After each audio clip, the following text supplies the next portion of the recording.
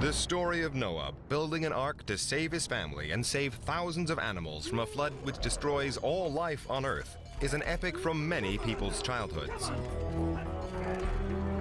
It's a wonderful story found in the Bible, the Quran, and the Torah. But is it in fact real history?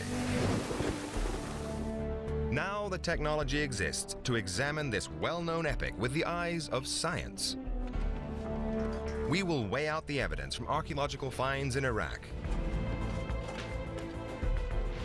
We will examine the proof that a global flood did cover the whole planet. We'll also create an historically accurate picture of the real Noah, who he was, where he lived, and what he might have looked like.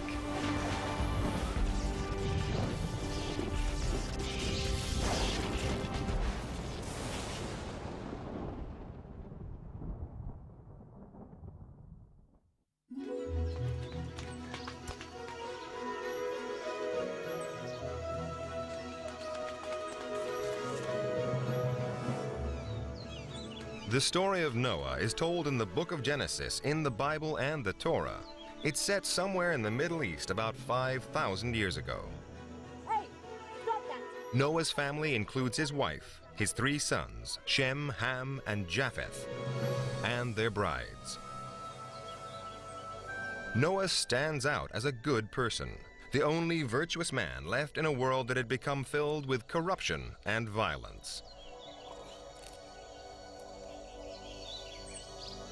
He is described as a wine grower, a claim that has an authentic ring to it, as wine was grown in the Middle East as far back as 3000 BC. And this reference also provides a rare insight into Noah's character. After the flood, the Bible says Noah planted the first vineyard. But it also tells us that Noah had a weakness. Having made the first wine, the story goes that Noah drank too much of it. In fact, one night, this holy man collapses naked and drunk.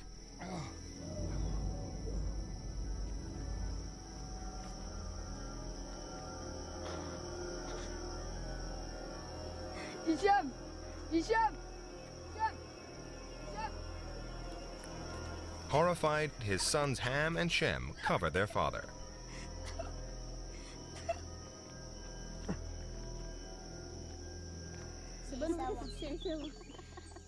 In the morning, Noah is embarrassed and perhaps suffering the first ever hangover. He curses the sons who saw him naked.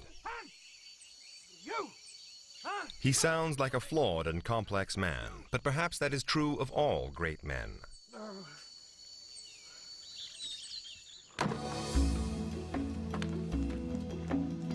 But Noah was probably a very reliable man because God gives him a very big mission. The story goes that God warned Noah in a dream that he was going to punish humanity for its sins with a flood that would cover the whole earth.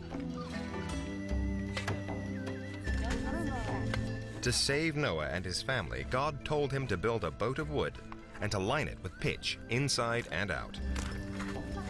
He also ordered Noah to give the ark 3 decks, a roof, and a door. But the most surprising of God's instructions was the sheer size of the ark. The Bible spells it out in cubits. Traditionally, a cubit was the length of a man's forearm, about 1.5 feet. The Bible says Noah built an ark 300 cubits long and 30 cubits wide by 30 high. That's almost as big as modern supertankers and cruise liners like Titanic.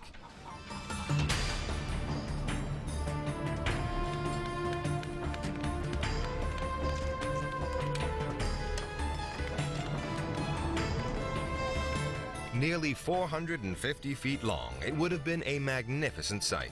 Certainly the biggest boat in the ancient world.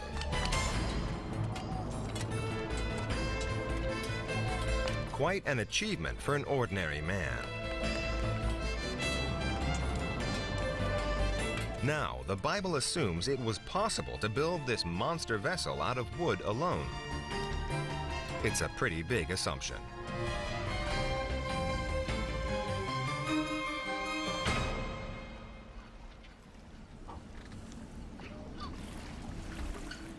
The familiar image from the storybooks and cartoons of our childhood is of a huge wooden ark with the animals marching inside 2 by 2. But that is a 19th century image. It is completely at odds with what could have been built in biblical times. According to Tom Vosmer, an expert on ancient boats, not even 19th century engineers could have built a 450-foot ark out of wood alone. They had to use steel frames inside much smaller wooden boats just to keep them afloat. The problem with a 450-foot boat made of wood is that the wood as a material cannot maintain the shape of the boat. And the boat would start to distort at sea, the seams would open up, and it would sink. It's a safe bet that the huge ark would spring hundreds of leaks along the length of its huge hull and sink like a stone.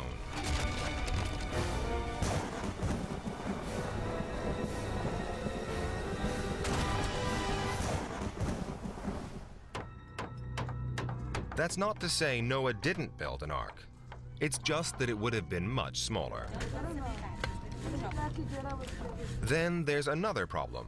How could he cram 2 of every different kind of animal into the ark?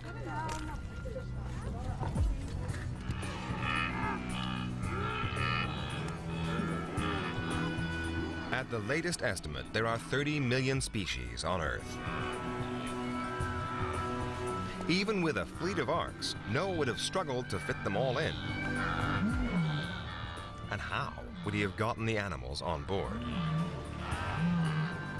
Did he personally go and fetch them, or did they come to him? It is something Noah would have had to consider, especially since he had a pressing deadline. Noah had just 7 days to find all the animals and get them on board.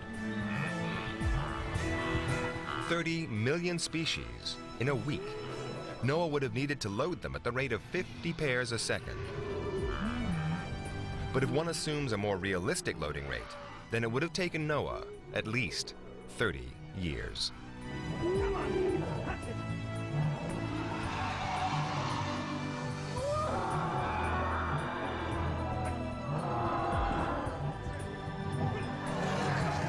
It may seem like there's a stark choice. Dismiss the story as myth or appeal to the hand of God. But there may in fact be another explanation. The instruction to load all the animals could have referred only to all the animals in Noah's part of the world. In fact, the book of Genesis specifies which animals Noah was to load. The same book has a second set of instructions, which are much less well known but present an even more realistic scenario. Noah is told to take 7 pairs of clean animals. Clean animals were those considered suitable for ceremonial sacrifices to God.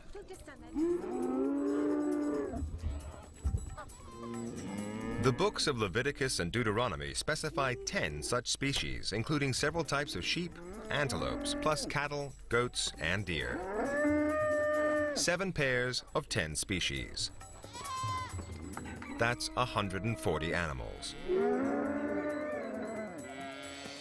Then Noah is directed to take a pair of each impure animal and bird. Again, the books of Leviticus and Deuteronomy list 30 or more. They include the pig, the hare, the lizard, the snail, and so on. That's a further 60 animals. Then finally, Noah is told to load 7 pairs of the clean birds, like doves, ducks, and cockerels. Adding all that up, Noah had 260 animals. That's child's play compared to 30 million. Especially if you discount the elephants, kangaroos, and reluctant camels.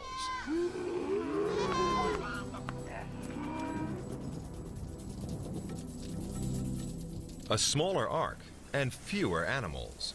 Suddenly the Noah story looks more plausible. But the next part of the story may be the most far-fetched of all. Noah the ark, and the animals. It's all meaningless without the worst cataclysm in human history, the flood.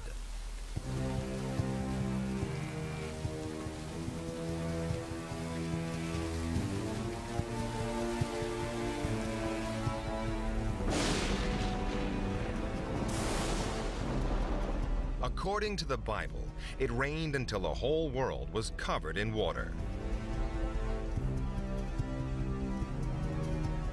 Such a catastrophe should have left evidence all over the planet in the form of uniform marine sediments spread across the earth and the ocean floor.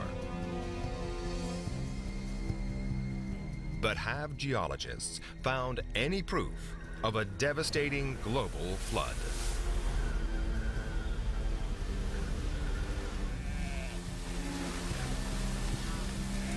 The scientific quest for traces of the biblical global flood that Noah, his family, and the animals in the ark survived actually began more than 150 years ago. But geologist Ian Plimer, after searching across continents, sometimes in the most extreme weather conditions, has found very little evidence. A great flood would leave a signature. It would be a very, very large signature apparent all over the world. There is no such signature. There is no evidence. In fact, there is only overwhelming evidence to the contrary. The absence of direct evidence is only one of the problems with the story. The whole idea of a global flood flies in the face of what is known about planet Earth. To flood the entire planet to the top of the Himalayas would take 3 times the volume of water in the oceans. It's hard to imagine where such a deluge could come from. The Bible provides some clues. It says it rained for 40 days and 40 nights. But even non-stop, that's not enough. We know of how much water we've got in the oceans. We know how much water is in the polar ice caps. We know how much water is in the atmosphere, and we know how much water is in the rocks. If we put all of that together, which has happened many times in the geological past, we still do not flood the continents.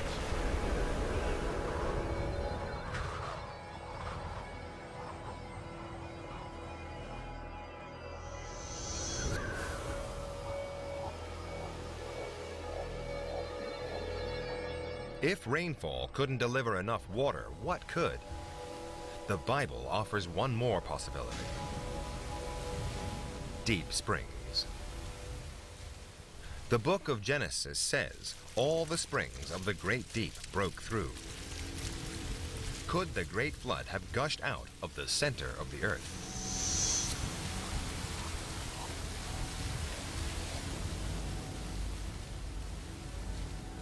It's an impossibility to have that much amount of water coming out from springs, fountains or geysers. If all of that water was in the earth and in the crust, then well before it had been released as geysers, the crust would have been quicksand. You couldn't have walked. Even if the flood had been caused by a miracle, Noah, his family, and the animals would have faced further problems. The amount of water flooding the surface of the planet would have changed the Earth's atmosphere.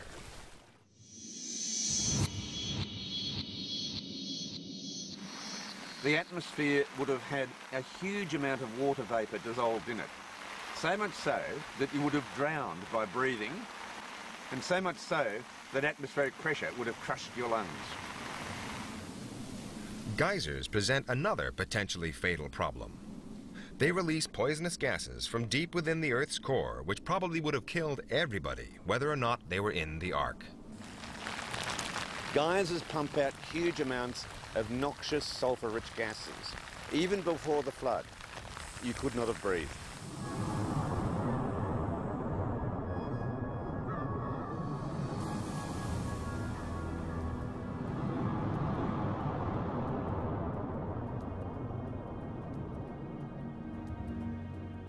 If nothing on Earth could cause the flood, how about something from space? Like a comet. They contain vast amounts of frozen water. But to flood the entire planet, the comet would have to be 1,000 miles wide, or as big as Brazil. And if a comet that size hit the Earth, not many people would live to worry about a flood. The friction caused by the comet's forced entry into the Earth's outer atmosphere and its impact as it struck Earth would be equivalent to 12 trillion megatons of TNT.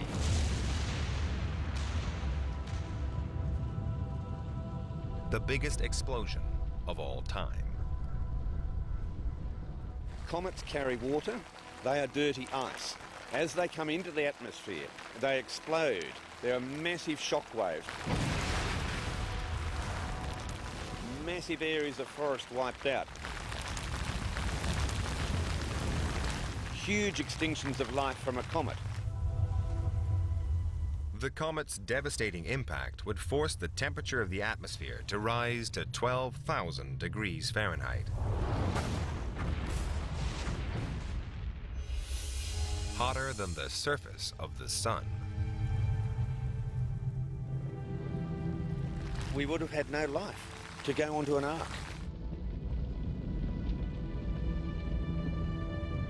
Noah, his family, and all the animals 2 by 2 would have been fried to charcoal before the whole flood started.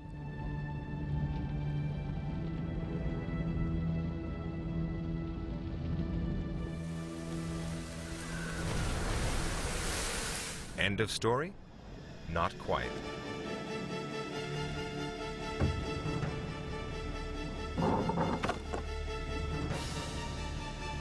According to the Bible, Noah's Ark landed in the mountains of Ararat, today in eastern Turkey. The earth was revealed at last, and the animals disembarked after months below decks to repopulate the world. So are there any remains of the Ark? The problem is that the evidence, wood, rots in a matter of centuries.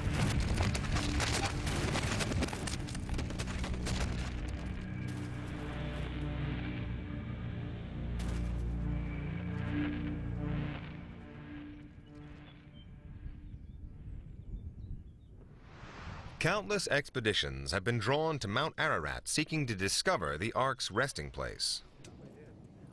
There are no obvious remains of the Ark on the slopes of Mount Ararat. This hasn't stopped a thriving tourist industry, pilgrims, Ark hunters, and locals convinced that they will find the remains of the Ark somewhere on the mountain. One French expedition in the 50s did find an ancient-looking piece of wood 12,000 feet up in a glacier. As a geologist, Ian Plimer wanted to find out more. He knew that for the timber to be part of Noah's Ark, it would need to be dated to around 3000 BC. When this piece of wood was found, it was thought to be the clue. This is what we need to show we have Noah's Ark. And so they took the wood to date it. And you can date wood by measuring tree rings or by carbon dating. It wasn't old enough. The wood was from the 8th century, 4,000 years after Noah's time. But what was the wood doing on the slopes of Ararat? The wood would have been transported there to build a structure, something like a church. There is a booming ark business there now. There was in the past. It certainly didn't come from Noah. But just as Ararat was looking like a false trail for ark hunters, this ancient mountain came up with a new twist.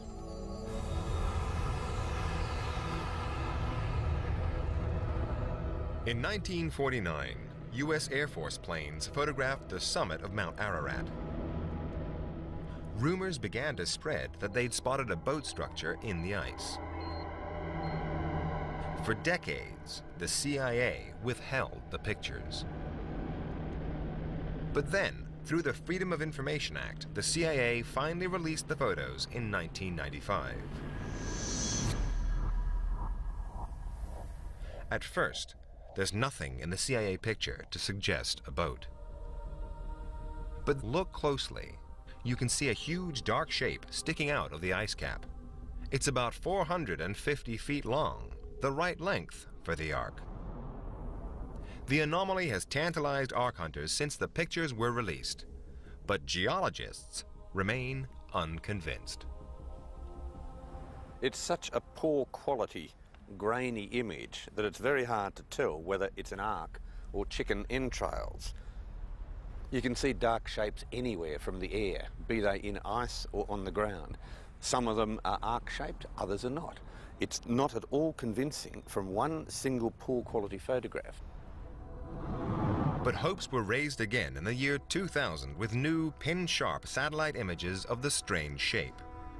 This one shows a snow ledge believed by Ark hunters to conceal a boat-shaped outline. But for Ian Plimer, this is just another of nature's random shapes. Well, this is a fabulous photograph, far better resolution than the CIA photograph. However, we see nothing spectacular here. All we see is evidence of retreating and advancing ice. In fact, all the geological evidence indicates that an Ark could not have remained frozen in a glacier for long.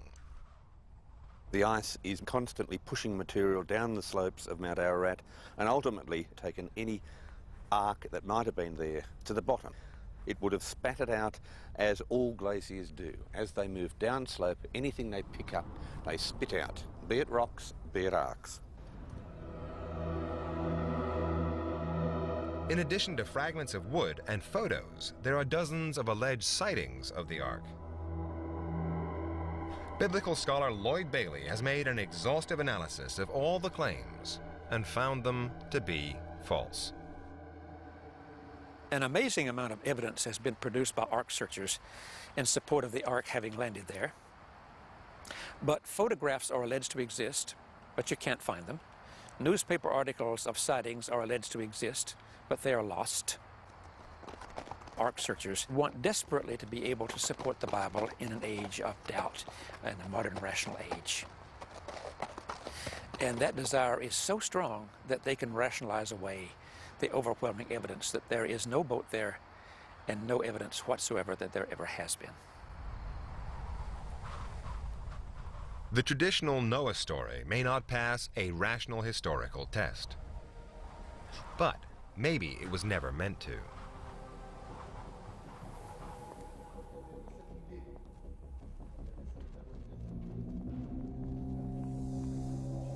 Biblical scholars, using clues in the language used by the Bible, are agreed that the story of Noah was physically written down in the 6th century BC. The scribes who wrote it were Jewish priests who were in exile in Babylon, today modern Iraq. Maybe they sat down one day to make up a cautionary tale about what happens when people disobey God. But it's said that all stories have some seeds of truth. Maybe the Noah story is an exaggeration, an embellishment of something that really happened. 150 years ago, archaeologists made some extraordinary finds in Iraq, evidence that would rewrite the famous story about Noah and his ark full of animals.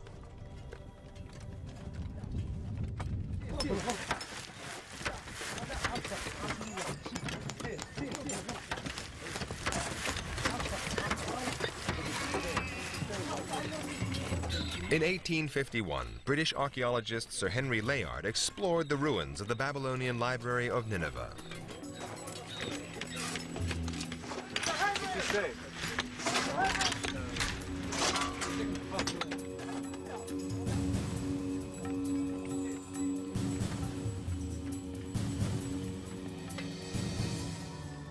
His finds were a breakthrough. Hundreds of clay tablets of all sizes and shapes. They may have held vital clues about the Noah story. The trouble was, Sir Henry couldn't decipher the ancient Babylonian script. So he packed the tablets and sent them off to London, to the British Museum, to be deciphered by experts.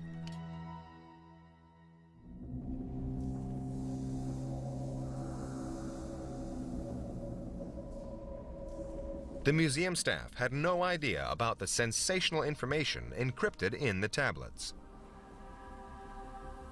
So they languished in their vaults for years until 1872, when they came to the attention of museum assistant George Smith. Dr. Irving Finkel today runs the department in the British Museum where George Smith worked. Smith had a peculiar quality, tantamount to genius, which meant that he could look at a cuneiform tablet and know what it was about, more than anybody else before him and probably anybody else since. I mean, he wasn't a trained philologist. He knew a bit of Hebrew, he knew a bit of Arabic, he could look things up in the dictionary. But he just had this amazing quality that he could look at a bit of clay which to everybody else looks like a dog biscuit and know what the words meant. And he was the person in our department who read about the flood for the first time. What George Smith discovered among the tablets was an ancient story about a great flood, the Epic of Gilgamesh. It was a breakthrough Smith himself could barely comprehend. The impact on him was something he could hardly control. He dropped the tablet back into the tray like this and started to run around the room holding his head and making funny noises, and according to the narrative which is recorded, he started even to take his clothes off in his agitation, because he was the first person after all that time to read this funny writing and see that there was, to all intents and purposes, the text that everybody knew from the Bible, and it was just too much for him to tolerate. He just nearly went crazy. What seemed to upset him so much were the similarities between the stories of Gilgamesh and Noah. The great gods decided to make a deluge. Build a boat. Take into the boat the seed of all living things.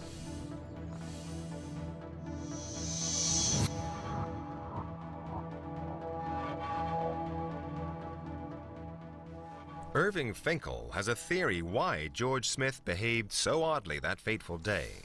The sheer excitement might have triggered some sort of brain seizure. I was reading something about the history of epilepsy where this phenomenon was described as a particular kind of epilepsy, making this funny noise and trying to disrobe yourself in the agitation of having an epileptic fit of some kind. And it did occur to me to wonder whether the shock that hit him, the real shock, might not have triggered something of that kind.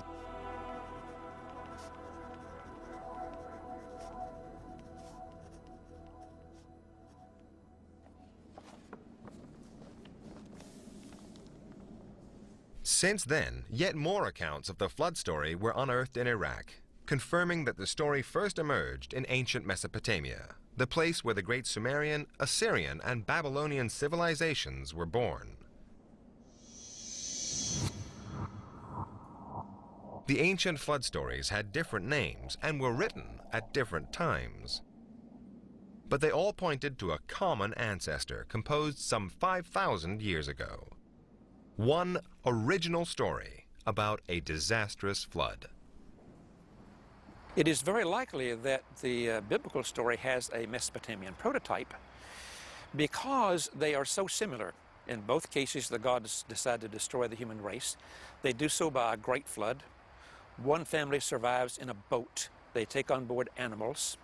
They disembark, and then they repopulate the earth. One of the oldest flood narratives, the Epic of Atrahasis, written before the more famous Epic of Gilgamesh, was discovered only recently. Alan Millard found it while sifting through the British Museum's backlog of clay tablets. It made him wonder, perhaps the Bible never meant a global deluge. The ancient Hebrew language has one word for land and country and earth, and it's easy to suppose that means the whole earth, but it certainly need not. And I think that it was a local flood that is described there. The discovery of these older versions of Noah's story raised a tantalizing possibility. What if they had been inspired by an actual flood? Not a global deluge, but a regional flood in Mesopotamia. In the 1930s, archaeologists returned to Iraq to find out.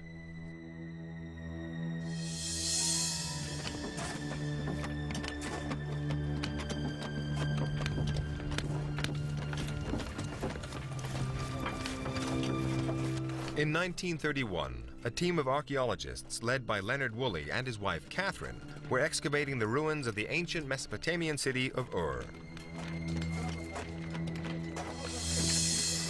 The Woolleys were a colorful husband and wife team, friends of Lawrence of Arabia and of Agatha Christie, the novelist. They left a detailed record of their finds, revealing that they dug 5,000 to 6,000 years into the past, the right time frame for the Noah story.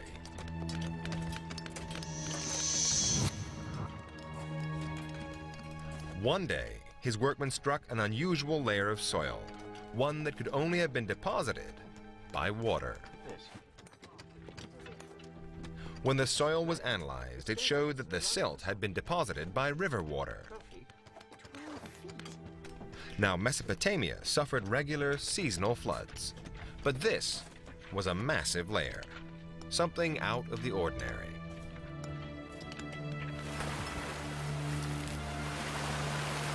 In fact, later archaeological excavations of ancient city streets show that 5,000 years ago, at least 3 Mesopotamian towns were hit by large river floods.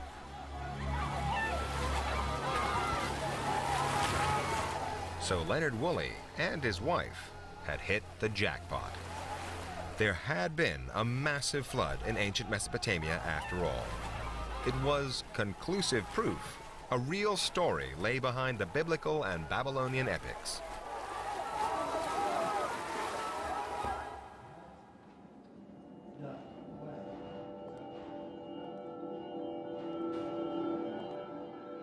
In committing the story to writing, the Sumerian scribes may have embellished it with myths and supernatural events. But there are plenty of practical details too, and they are priceless in reconstructing a story that's historically plausible. However, it does mean starting afresh.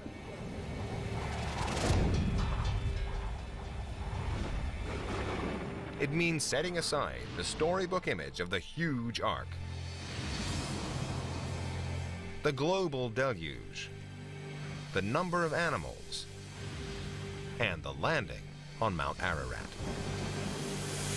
Above all, it means abandoning the familiar biblical image of Noah and introducing a very different image of what he might have actually looked like and how he might have lived.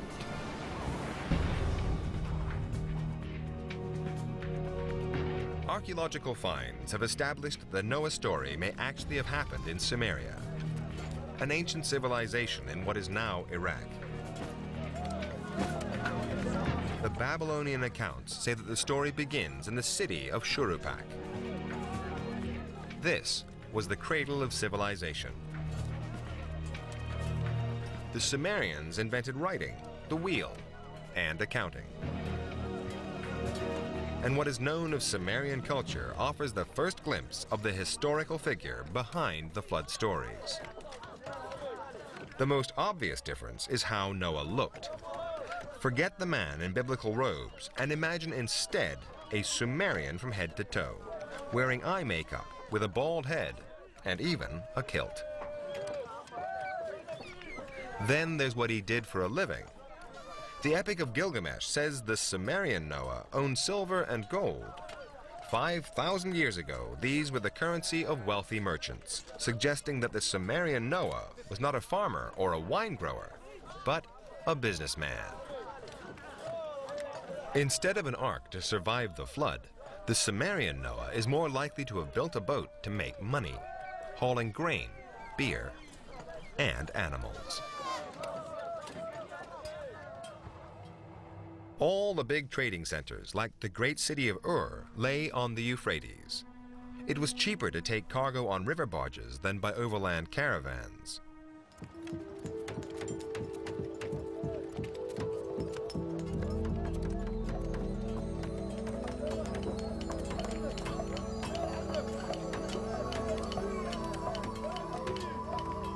The question is, how big a barge did this Noah have? The Sumerians used a variety of boats on the Euphrates, from small reed canoes to wooden ones 20 feet long. But the Babylonian sources agree the flood boat was much bigger than those. There was an obvious incentive for merchants to build the biggest commercial river barge possible. But they would have been limited by the technology available. No remains or inscriptions of large Sumerian boats have been found yet. So instead, marine archaeologists have asked how big a boat could the Sumerians have built with the available know-how.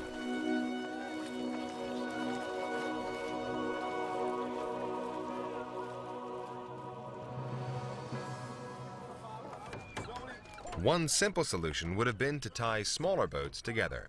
Hold it a bit!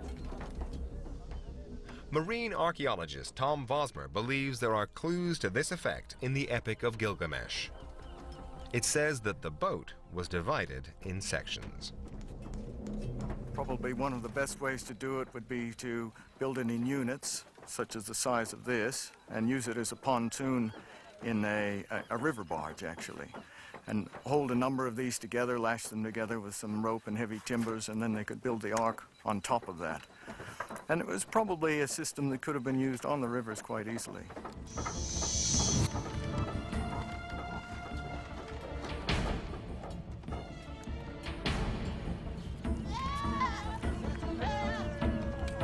Since the historical ark was a cargo vessel, it's easy to say what the Sumerian Noah loaded onto his barge.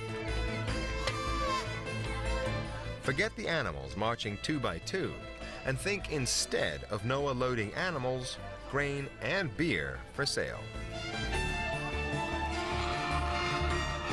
Even for a rich merchant, it's quite an undertaking to mastermind such a big construction. But according to the Babylonian sources, Noah had more than just wealth on his side.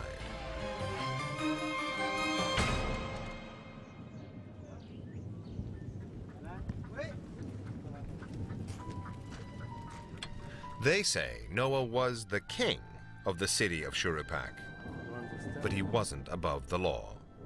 Failure to deliver his cargo would have meant social and financial ruin for Noah, whether he was king or not.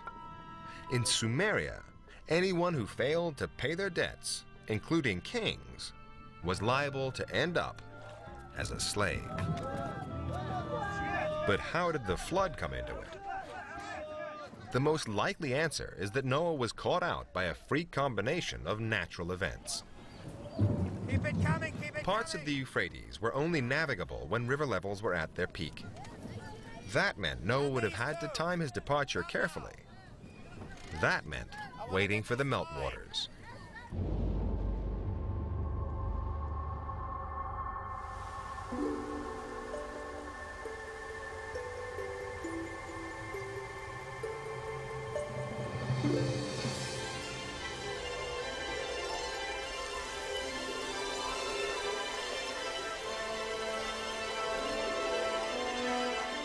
Melting snow from the Armenian mountains increased the flow of the Euphrates in July. Records indicate that only then were the river channels deep enough for large vessels.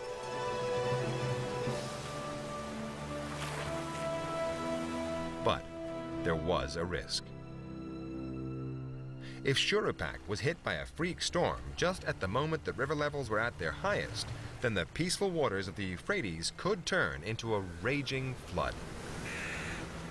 But the average rainfall in dry years in July was 0.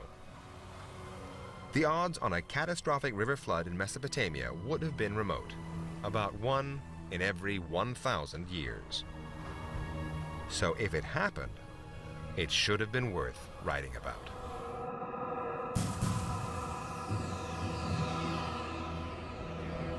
The Babylonian tablets say that on the day of the flood, Noah and his family were having a banquet on the barge. Then the weather suddenly began to change for the worse. A freak storm was beginning, and a catastrophic flood was on its way.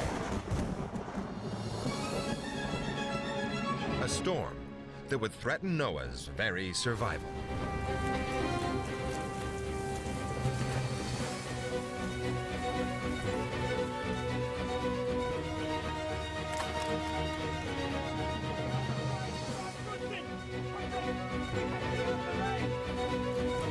If a flash flood was big enough to sweep away Noah's Ark and put his life in danger, it would have begun with rainfall of tropical intensity in the mountains where the rivers rise. Mesopotamia isn't in the tropics, but there's evidence that hurricanes and tropical storms could get that far. Some 6,000 years ago, it was much warmer and wetter, and it would be no surprise whatsoever to get a tropical storm. We could have had 10 times the rainfall. Some of these meteorological events are absolutely catastrophic, and these are the sort of events that we record in history. We don't record the normal day-to-day humdrum. If a freak storm coincided with the seasonal snow melt, then the Euphrates could easily have flooded the Mesopotamian plain.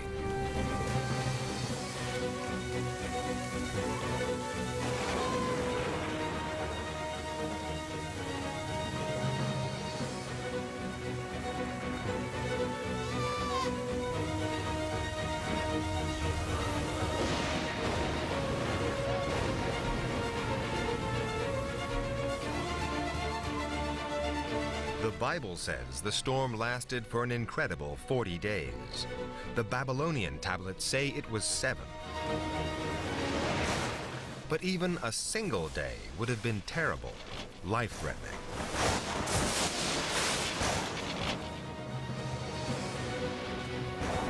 With much of his cargo left behind or swept away, Noah's barge would have been at the mercy of the raging Euphrates.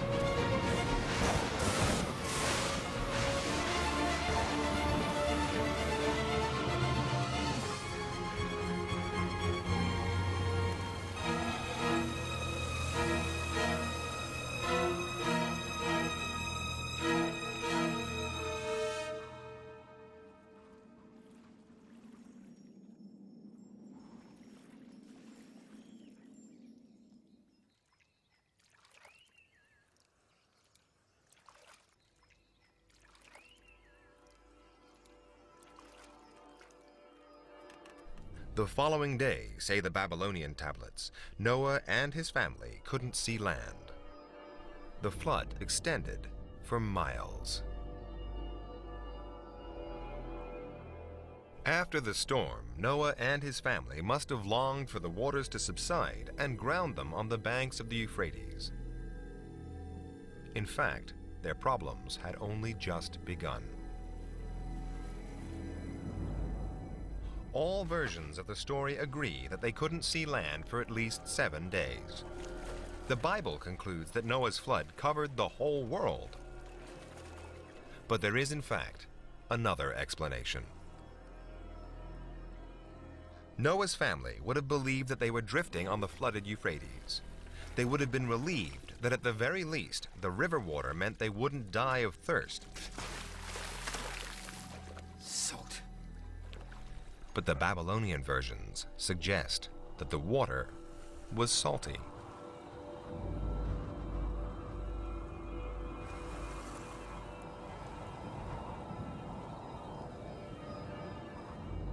Noah's Ark was no longer drifting on the flooded Euphrates.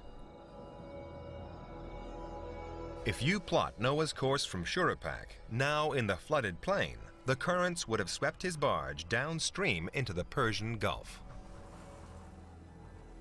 This tallies with the Epic of Gilgamesh, which says that he looked upon the sea.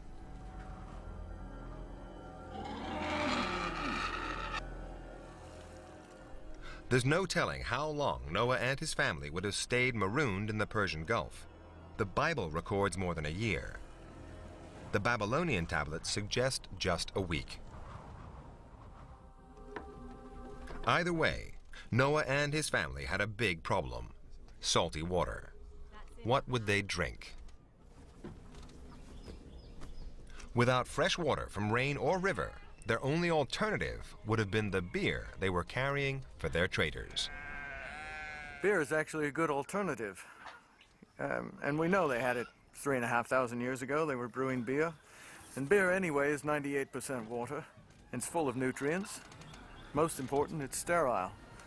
And wouldn't suffer from contamination like water might.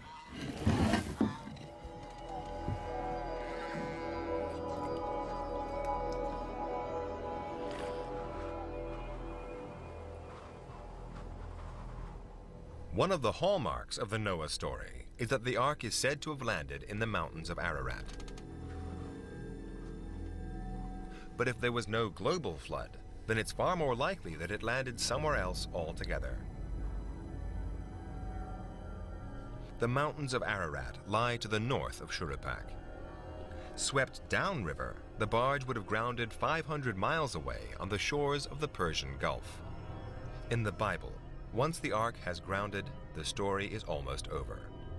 But the Babylonian tablets hint that Noah's adventures were far from over.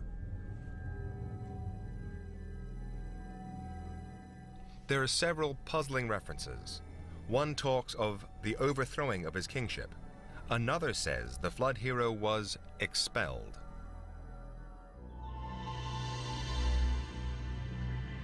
All of these references clearly suggest that for some reason, Noah couldn't return to Shuruppak, that even when the flood was over, he was still in mortal danger. The most likely explanation is that many of Noah's creditors had survived the deluge, had tracked him down, and were now demanding their money back.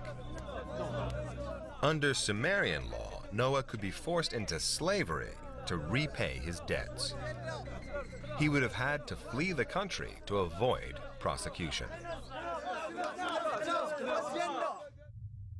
Precisely where the fugitive Noah went is something of a mystery.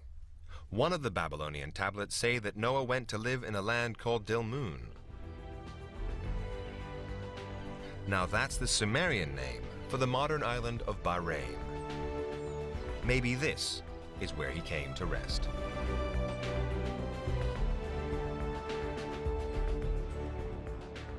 That is where, after the flood was over, the Babylonian Noah was settled by the gods. Apparently it was a pleasant place to be, where he could exist without much work and pass the time away as he pleased. If he did end up in Dilmun, then the modern island of Bahrain may have a remarkable secret.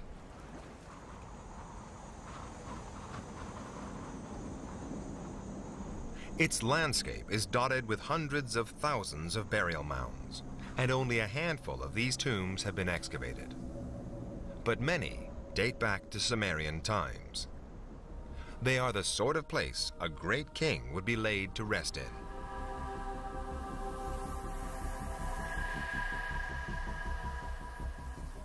In time, the memory of a king who survived a flood could have been turned into a great Sumerian legend. It would have been embellished with miraculous and mythological elements.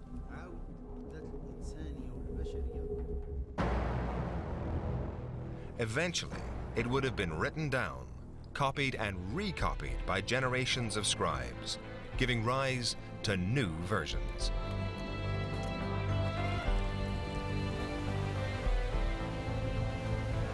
"2,000 years later, one of these versions, languishing in a library in Babylon, could have come to the attention of the Jewish priests who wrote the Bible.